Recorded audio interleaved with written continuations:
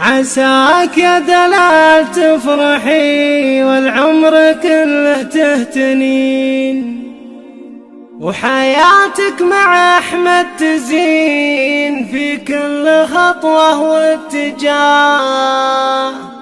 يجمل عروسه بالرياض مثل حضورك ما رأيت، يشع نورك تقولي ليت غطى على القاعة ضياء.